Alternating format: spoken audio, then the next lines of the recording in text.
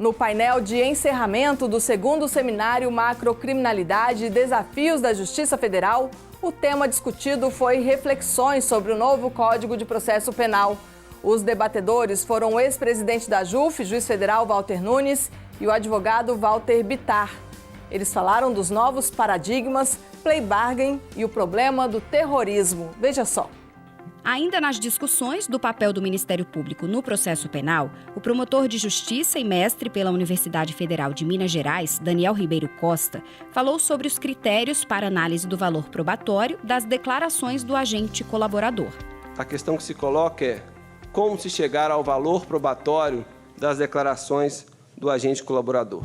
Que vetores ou critérios devem nortear a atuação do Ministério Público, seja no momento inicial em que ele vai decidir se aquele depoimento tem credibilidade suficiente para justificar a celebração de um acordo, seja no momento em que o Ministério Público está apresentando as suas alegações finais e deve se desfazer do seu ônus argumentativo, e seja também ao magistrado no momento em que ele vai avaliar na sentença se as declarações do colaborador ostentam valor probatório. O promotor analisou também os critérios para a atribuição de valor probatório, primeiro na Itália, depois no Brasil. Eu proponho a análise deste valor probatório da colaboração premiada em duas etapas. E aqui eu excluí a primeira etapa do direito italiano, em que se analisa a confiabilidade do colaborador. Primeiro porque lá na própria Itália, esse requisito, muitas vezes, ele é superado e analisado em uma única etapa. Segundo, porque, tratando-se de réus colaboradores, nós temos que ter a consciência de que são pessoas criminosas que confessaram seus crimes e que, no entanto, se arrependeram ou não, mas querem, de alguma forma, contribuir para a persecução penal. O último painel do seminário teve como tema as reflexões sobre o novo Código de Processo Penal.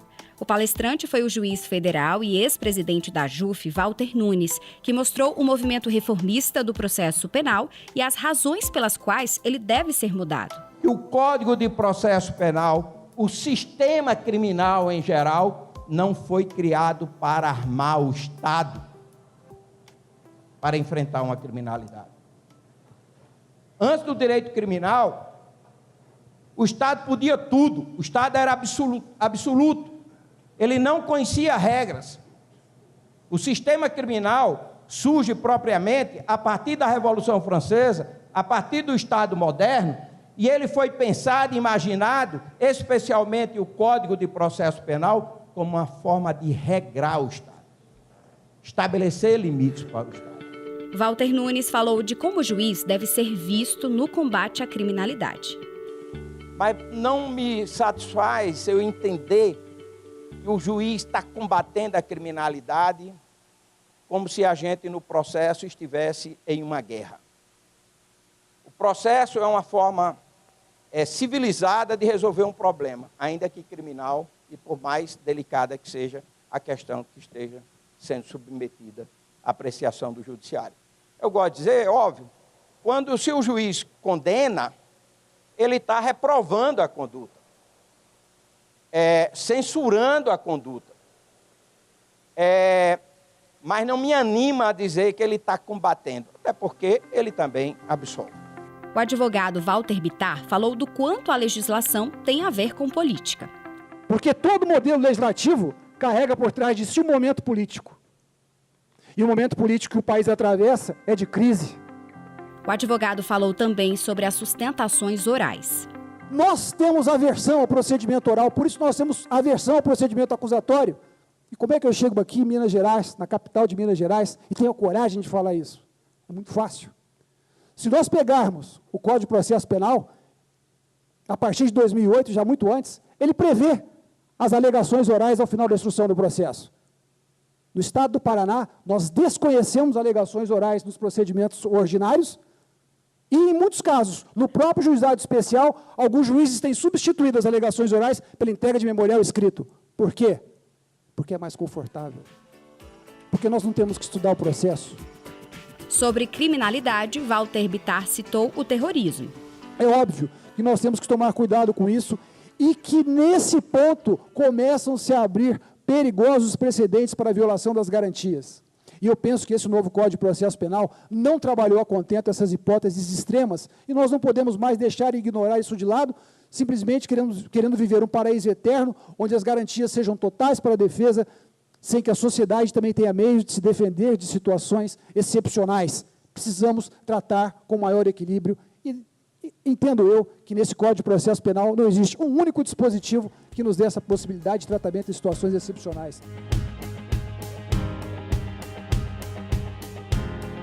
A JUF tem essa preocupação de discutir o nosso marco regulatório. E aqui o evento da macrocriminalidade tem essa preocupação dessas alterações legislativas e de temas que são importantes hoje para a justiça penal. Esse evento, na sua segunda versão, ele é muito importante. Os juízes federais, a comunidade jurídica, os delegados, os promotores, os procuradores da República discutindo qual o papel do direito penal diante da macrocriminalidade. Portanto, a Seção Judiciária de Minas Gerais, a Associação dos Juízes Federais e todos os envolvidos neste evento estão de parabéns por trazer de novo essa discussão que é muito importante. A iniciativa da JUF é extremamente interessante, muito oportuna, porque afinal de contas toda essa questão do sistema judicial, do sistema penitenciário e especificamente a questão das prisões, hoje talvez seja um dos grandes temas que estão sendo discutidos no direito penal e no processo penal nacional. Eu acho o evento extraordinário, muito denso, muitos participantes trazendo cada uma visão diferente de experiência profissional, acadêmica.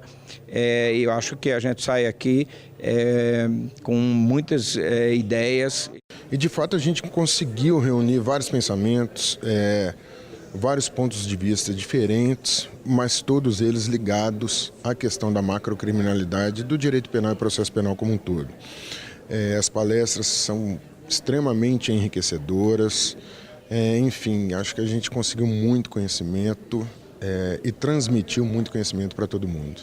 E a JUF, ao promover um evento como esse, uma jornada como essa, ela está trabalhando exatamente no sentido de integrar as instituições, integrar o sistema de justiça que é composto pelos juízes, Ministério Público, advocacia privada, advocacia pública e defensoria pública no combate à criminalidade, o que tem sido um resultado muito positivo em defesa da sociedade.